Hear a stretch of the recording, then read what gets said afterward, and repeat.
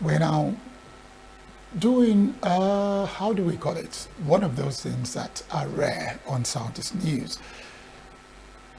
Recently, there's been so many talks about what to do in terms of the economy of the Southeast. So many people have given reasons why the Southeast economy should be more robust, more developed, and can facilitate the growth and development of the Southeast. Some people look back into the late 50s and 60s and spoke about the palm oil industry and the palm trees and what happened when countries like Malaysia came to Nigeria and got a seed that turned their countries around. What is happening in Nigeria today, especially in the Southeast, in terms of the economy? Well, as recently as last week, Chekwas Okorie, Josie Dibo, spoke at a forum where they were looking at the Igbo question about why, up till now, the budget for the Southeast Development Commission has not been approved, or why hasn't money been given to them? Because that commission seems to be like a launch pad to turn around the economy of the Southeast. Joining us on Zoom now is Chief Chekwas Okorie.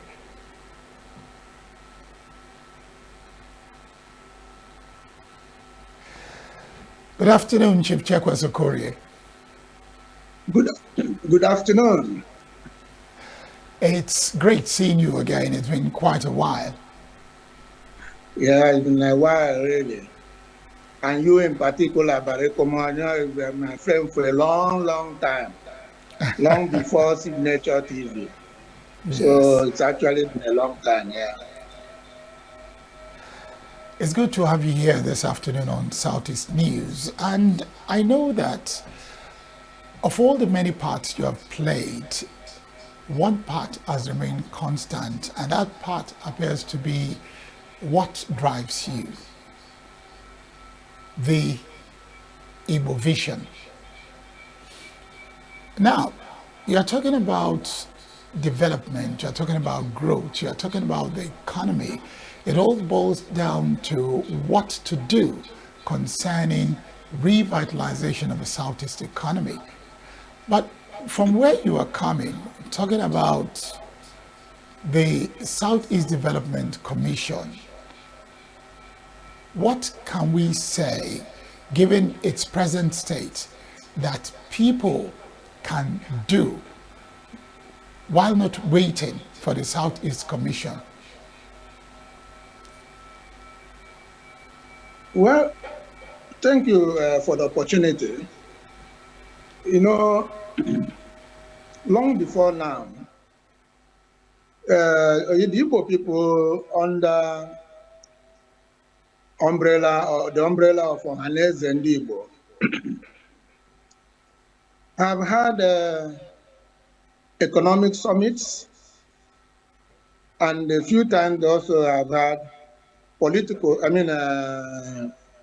security summits. In the area of the economic summit, there was one that was very prominent, and that was the one that Chief Nyamodo, as President General, set up, which the President Governor of Anambra State, Governor Chukwuma Soludo, was his chairman, and it was made up of very prominent eggheads from the Southeast who are very prominent in various disciplines that concern economic and economic development. We attended those summits where very robust, well-researched papers were presented. But what I find quite disappointing was that the governors of the Southeast have always failed to work together as a team, because some of the recommendations made cut across states. So while some are intra-states, most of them were interstates and therefore required state cooperation amongst the governors in the zone, the Southeast geopolitical zone. That lack of synergy among them stalled the implementation of those lofty recommendations. So this is the thing. The governors have been doing their best, going as individual governors, but that best is never good enough. They have not met the immediate expectations of the people of the Southeast, who have immense potentials for economic growth without necessarily having to wait for allocations from the federal government, which must come as of necessity, and also as of constitutional right.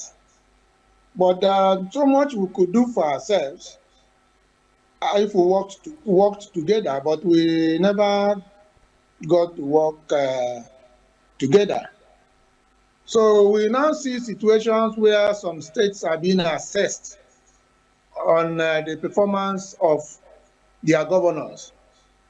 And that has not really given us, yes, some governors are doing their best, but there's nothing that can be better than a unified strategic initiatives in terms of economic development. Now, you talked about state governments, you also talked about federal government, the input from the government. The Igbo society has been known as one that triumphs through independence, Republican nature or character. So why is it difficult for the same people who in the various 5 states that make up the Southeast can always do things on their own, provide water, provide electricity for the various communities? Why are they not thinking about developing the Southeast and only waiting for government to create the enabling policy? No, this is not, that's not very charitable to say, because the communities in the Southeast have been up and doing. If there is any development at all, it has been the community efforts. And it's quite profound. Communities have provided the schools, equipped them, provided even internal security, like vigilante groups that communities contribute and their sons. Many prominent Igbo people have provided road infrastructure and water.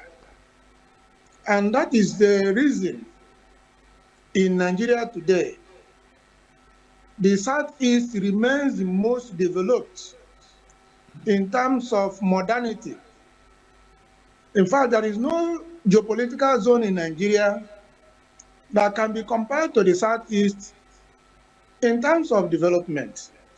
But the point I'm making is that these are individual community efforts for which Igbo people have been known over the years. Scholarships are being given at community levels.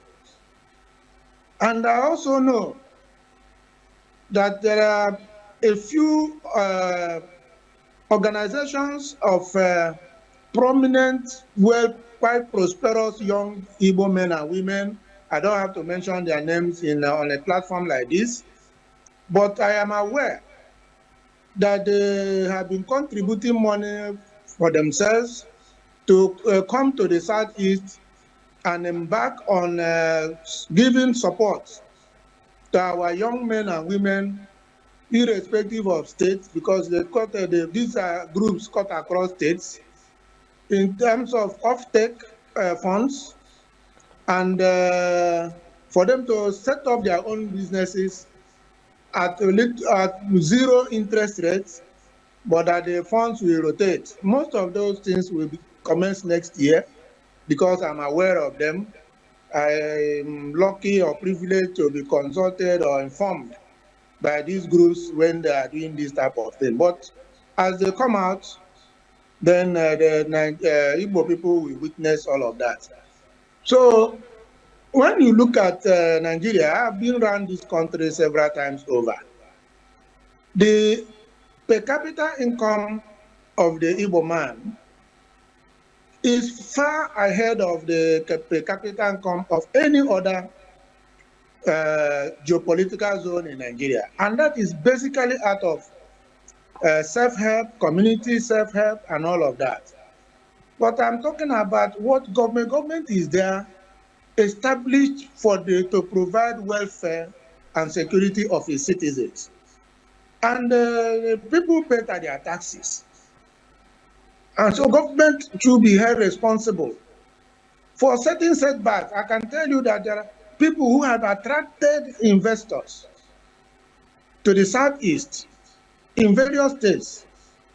But because of the difficulty in lack of ease of doing business, most of those foreign investors have been frustrated in terms of certificate of occupancy and other basic things that government will of necessity provide for us to enable these investments take place. Yes, recently 1 or 2 states have improved on ease of doing business, and investments are coming in, flowing into those states.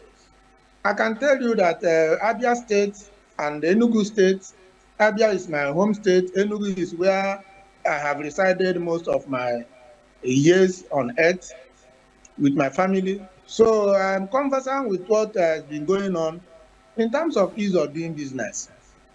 So we're not really entirely depending on government, but government should be held accountable to do that which government ought to do. But in terms of community and self-help, we compare to none in Nigeria. That one is the obvious fact. I think I like that because I know that the average person in the Southeast is always that independent. And I agree with you completely that government should do something. But over the years, when we talk about ease of doing business, we talk about revitalizing the economy of the Southeast, we talk about growth and development.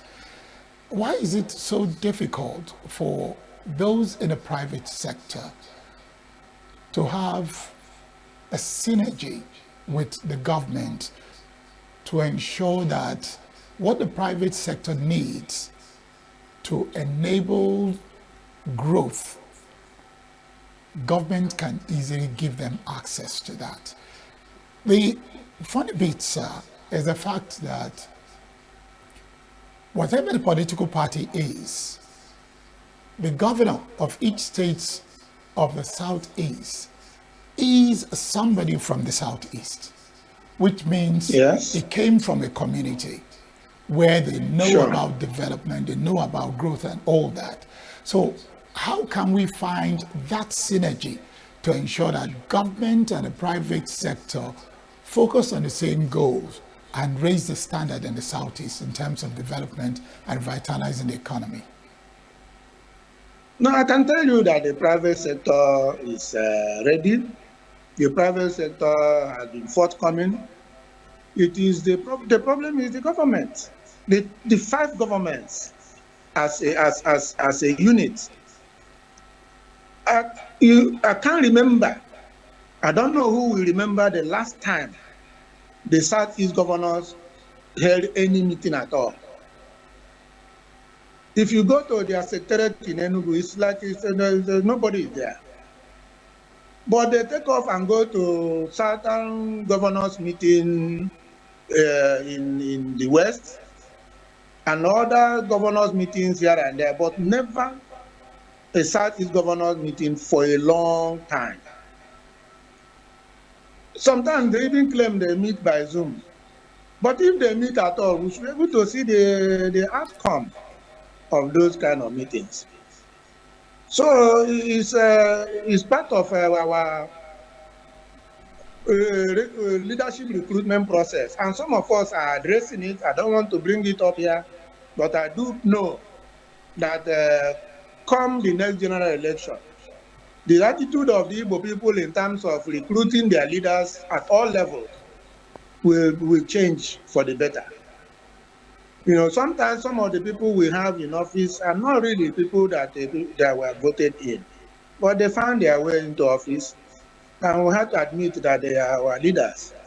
But now, when they don't give accounts to the people, you don't blame them too much because there's nothing compelling them to give accounts. Or then they claim that they worked their way to power. So I want us to understand that. But let me also say, and perhaps you get there, but let me put it now that we were all celebrating. I'm one of those that celebrated quite early the signing into law of the Southeast Development Commission. And part of why we celebrated was that this was going to be the very first time the federal government of Nigeria will address at least one aspect of the 3R that was promised in 1970 by the federal government after the war. And that aspect is reconstruction. That for the first time, the federal government was going to make special allocation for economic and infrastructural reconstruction of the Southeast. And we gave commendation to all those who played part, the National Assembly, and the president who signed it promptly into law.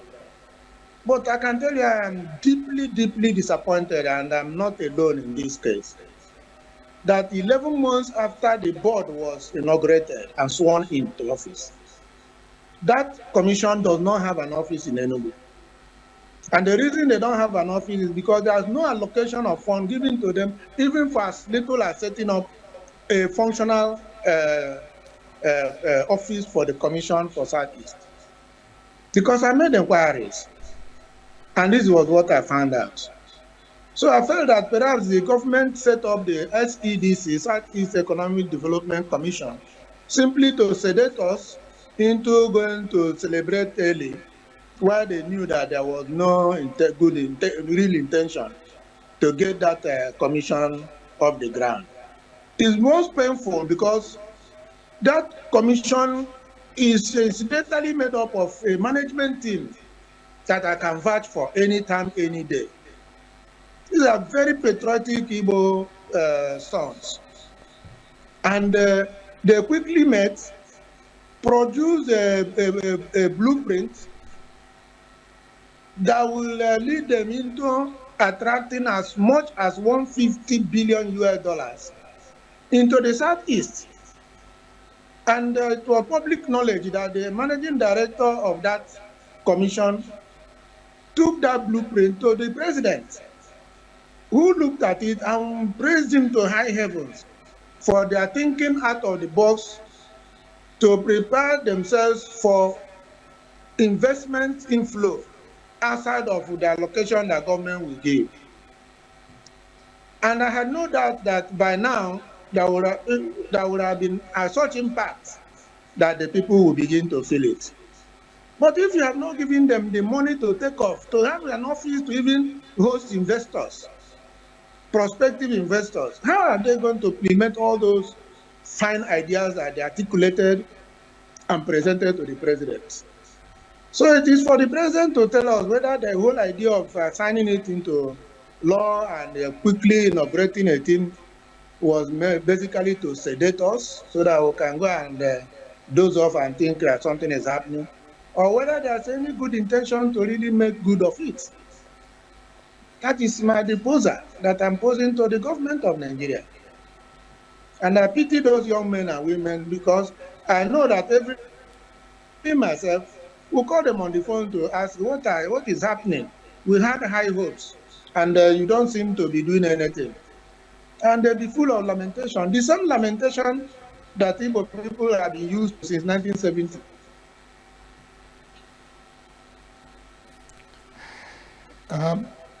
Given the present situation of things, and knowing that before long, some of the states actually have presented their budget proposals for 2026. Some other states will do that.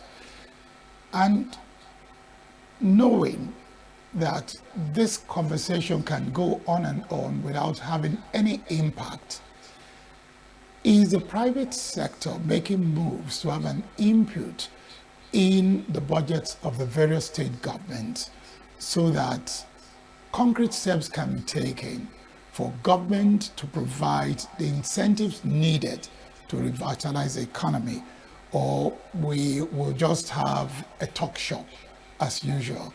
Because for the Southeast Development Commission, it's been 11 months down the line and no action. But what about the state governments? You talked about state governments in the Southeast not even having a meeting. So where would there be a synergy for the state governments to network with the private sector to begin to really make development grow in the Southeast? Well, the synergy is only lacking, and as I said, we look like we're going to endure this for a much longer time, but it won't be long before Nigerians and Igbo people in particular will be required to step out and participate in the recruitment of their leaders and representatives again. So some of these things, some of us are also making our own arrangements to educate, sensitize, and give our people the political consciousness to be mindful of who they support or elect into office, so that there will be greater accountability. But as for the synergy, I don't see it anywhere coming. In terms of the private sector making input in state budgets, I do not know whether that is actually said by people sending in their memorandum to the state assembly or to the governors. Ordinarily, it is the government that through its ministries that articulate their budget projections and present to the state assembly. And where you have functional state assembly, effective state assembly, they will do a good job of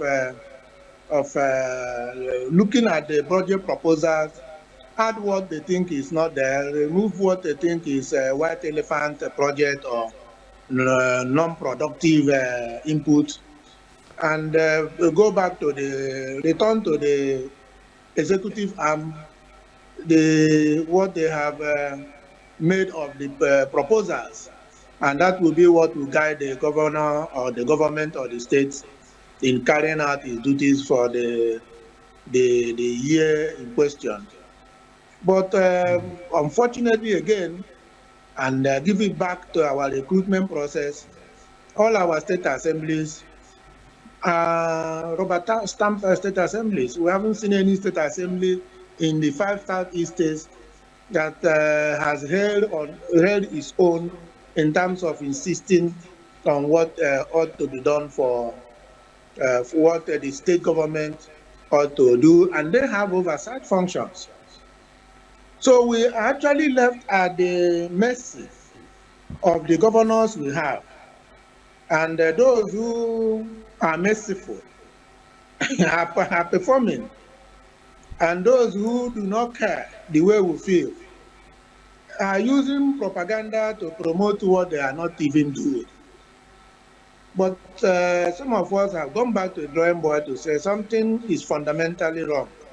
And what is fundamentally wrong is the process we follow in recruiting our leaders.